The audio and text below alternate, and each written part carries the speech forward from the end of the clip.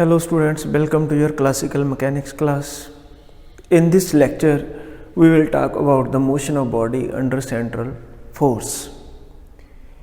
In our previous lecture, on topic to reduce a two body problem to one body problem, we had considered the two bodies having mass m1 and m2, and the two bodies move under the effect of gravitational force. Now in this article we consider the two bodies having mass small m and capital M with mass capital M is much greater than mass small m. Then the reduced mass mu of the body is approximate equal to small m. As you can go through the previous lecture where we consider, instead of mass capital M and small m, we consider m1 and m2, two masses, and we consider m1 is much greater than m2, and we find out that the reduced mass is approximate equal to m2 lighter mass. So here mu is approximate equal to m, and the body of mass capital M is located at the origin O of the coordinate frame. Since we know these bodies, these two masses are moving under the effect of gravitational interaction, therefore the force of interaction between the two bodies is central in nature. Central in nature means, as we learned in the properties of central forces, the motion of the system is confined to a plane. So we consider in this article the motion of two bodies is confined to xy plane. So this is xy plane, and we assume mass capital M is much greater than small m. So mass capital M located at the origin of the coordinate system, and small m is moving under the gravitational influence of mass capital M. So let at any time t the particle is at point P. So the position vector of the particle of the mass small m is r. Since this is a plane xy plane, so it is convenient to choose the plane polar coordinate system as our preferred coordinate system. So this angle is theta. So this is r. So the position coordinate of the system is r theta. So we are talking in the plane polar coordinate system. How we find out the unit vector r cap and theta cap in plane polar coordinate system? You can go through the lecture on plane polar coordinate system and the unit vectors, where we already find out r cap and theta cap. So r cap is in the increasing direction of unit vector r, and theta cap is in the increasing direction of angle theta and perpendicular to unit vector r cap. So this angle is 90 degree. For this you can go through the lecture on the plane polar coordinate system. So this is very similar to our planetary motion. This mass capital M is like sun, and this small m is the mass of any planet. We will learn further how we find out the trajectory of the any planet revolving around the sun or earth revolving around sun. So here we are talking about motion of body under central force. So since the force of interaction between the two bodies, gravitational force, and the gravitational force is F is equal to Gmm upon r square. So it is a function of distance or separation between the two bodies. So it is central in nature, and the property of central force is that the motion is confined to plane. So we consider the xy plane, and this motion is confined to a xy plane. So the equation of motion of reduced mass, as we derived in our previous lecture, is mu d square r upon dt square is equal to minus mm upon r square into r cap. You can go through the previous lecture where instead of capital M we use m1 and small m we use m2 and mu is the reduced mass and r cap is the unit vector along OP as defined in the diagram. As in our previous lectures, we represent r double dot d square r by dt square by r double dot, and Fr is minus g mm upon r square. This is the gravitational force. This is a function of r only.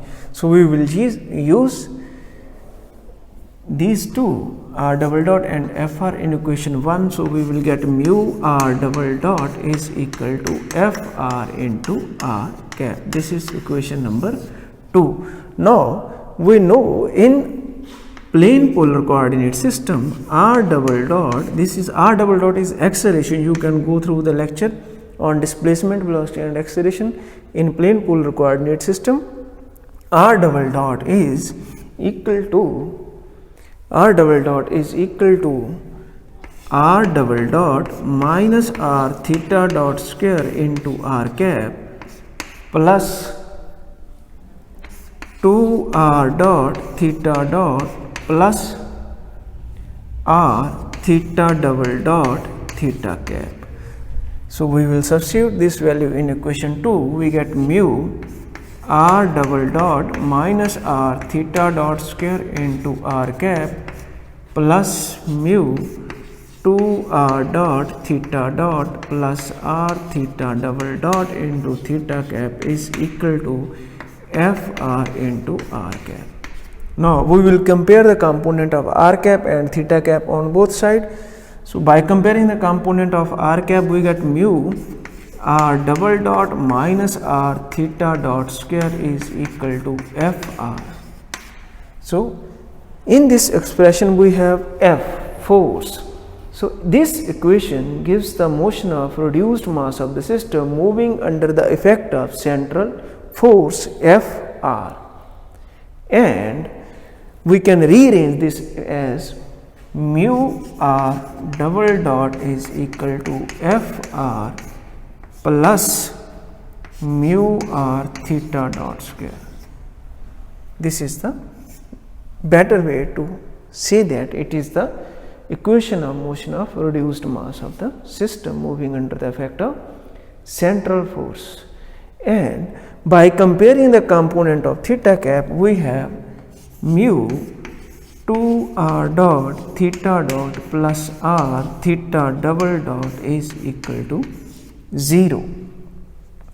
So this equation can be used to show the angular momentum of the reduced mass moving under the effect of central force is conserved. So we will simplify it as mu 2r dot theta dot plus mu r theta double dot is equal to 0.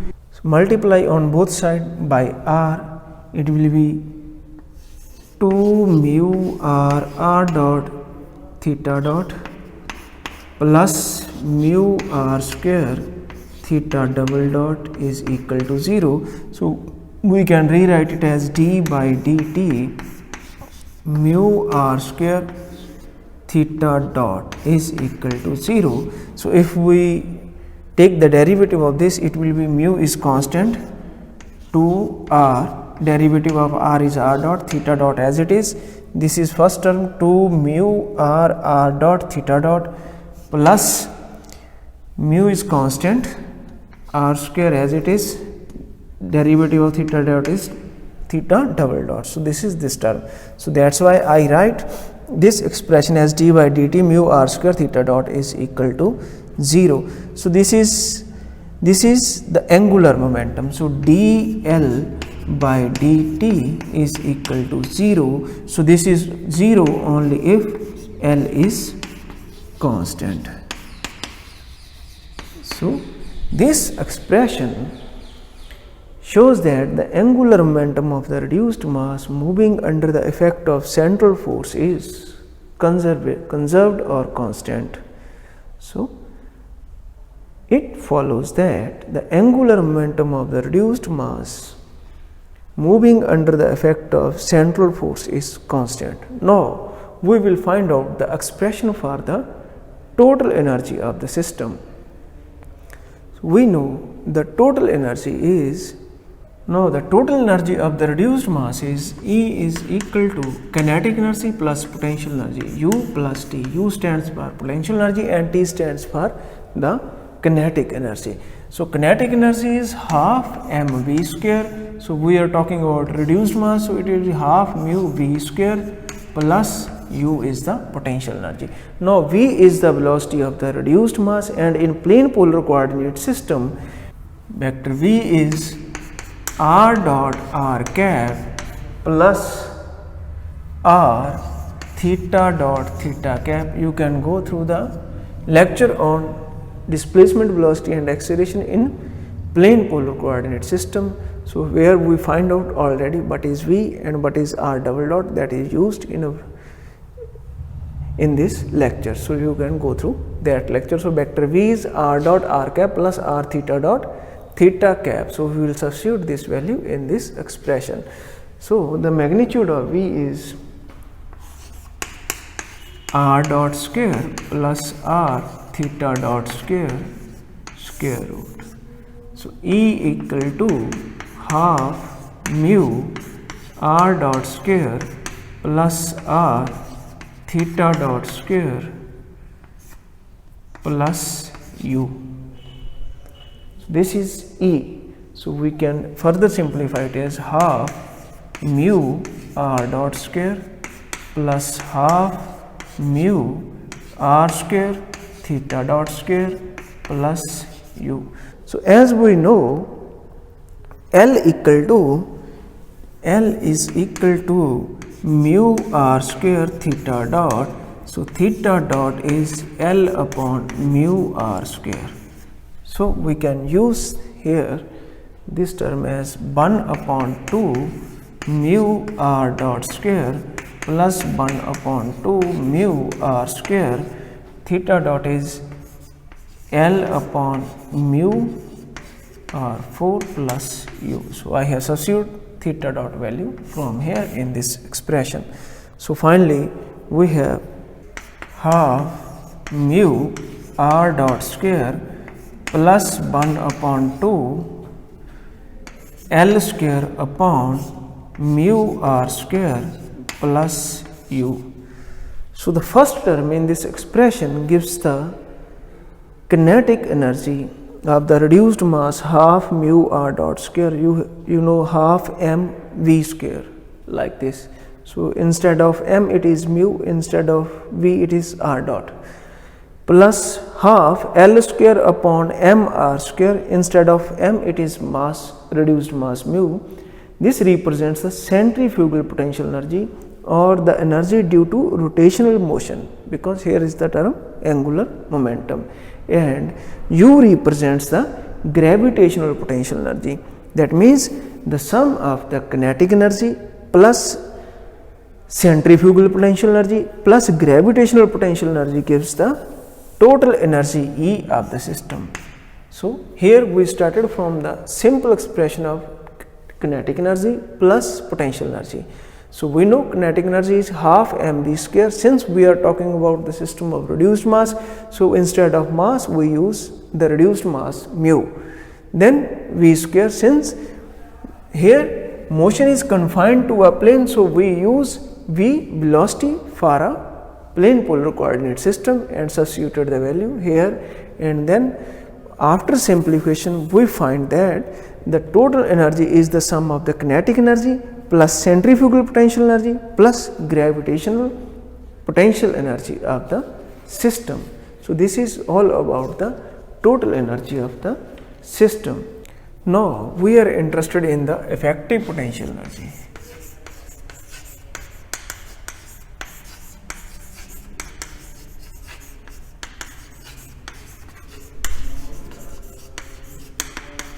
As we derived the expression mu r double dot is equal to f r plus mu r square theta mu r theta dot square. This was the expression which gives us the equation of motion for a body moving under central force, and we know that theta dot is L upon mu r square. So we will substitute the value of theta dot here. It will be mu r double dot is equal to mu r, theta dot is L upon mu r square plus f r.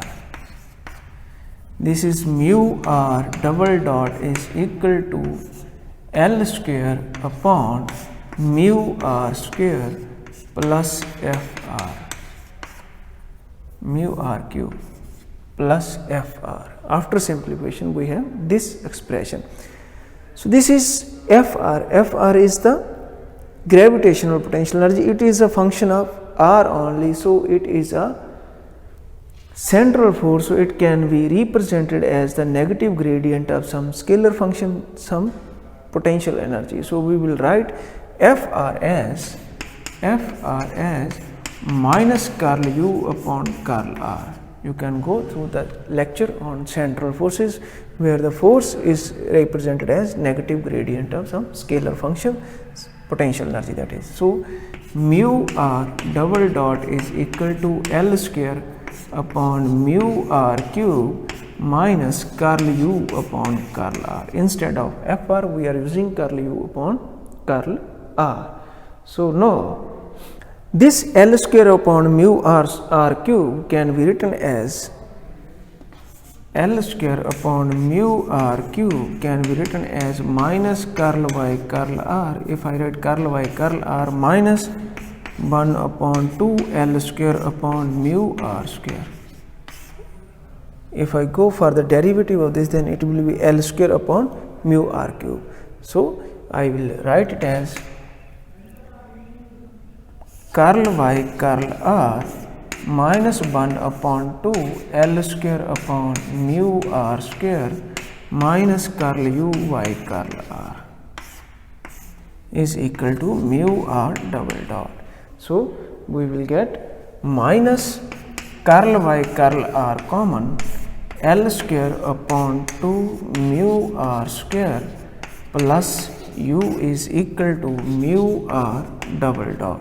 So mu r double dot is minus curl by curl r half L square upon mu r square plus u, or we can say that mu r double dot is equal to minus curl by curl r u prime. What is this u prime?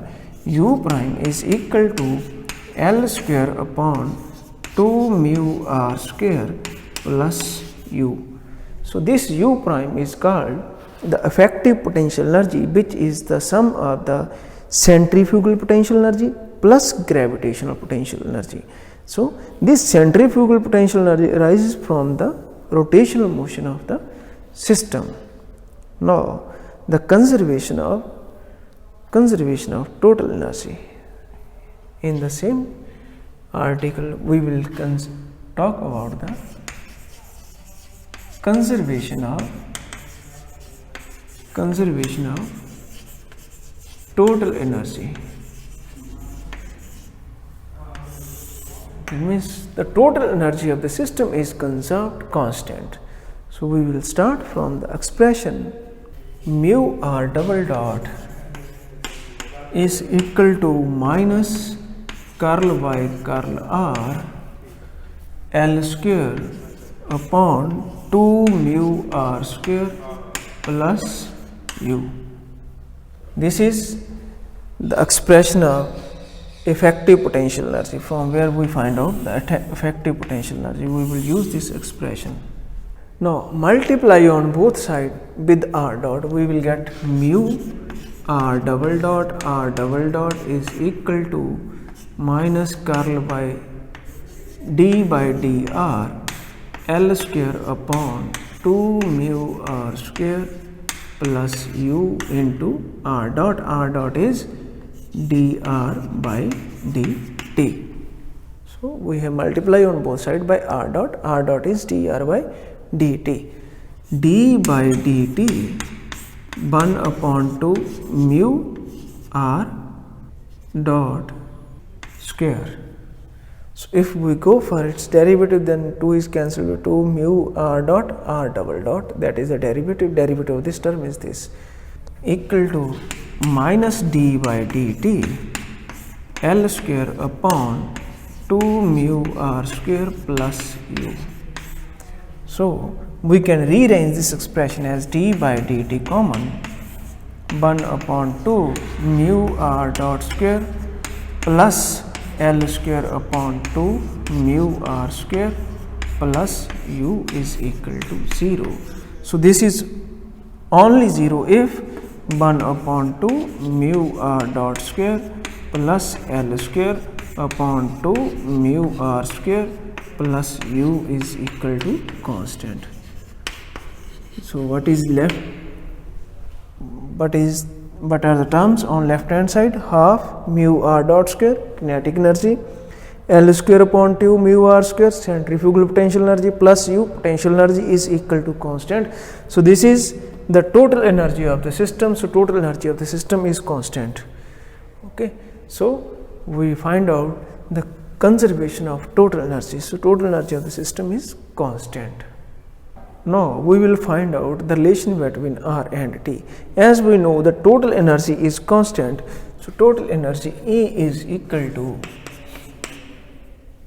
1 upon 2 mu R dot square plus 1 upon 2 L square upon mu R square plus u.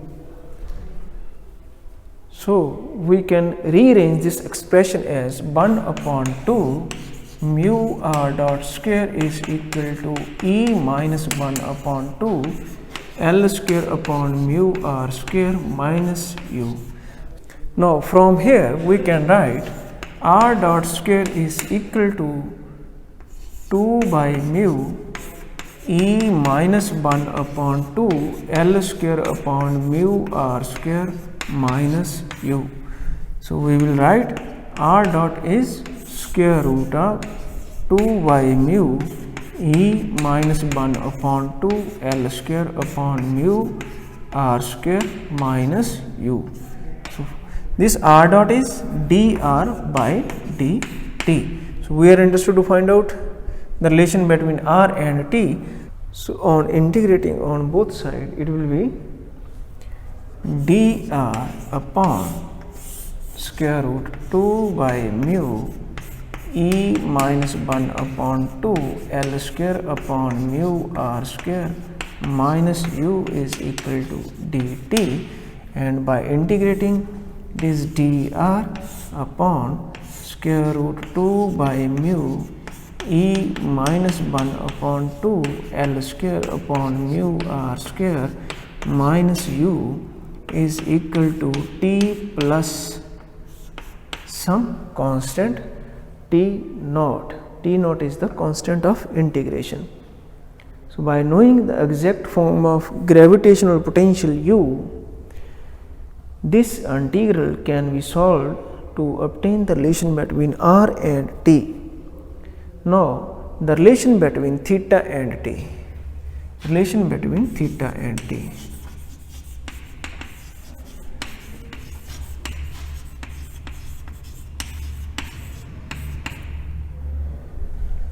As we know, theta dot is L upon mu r square.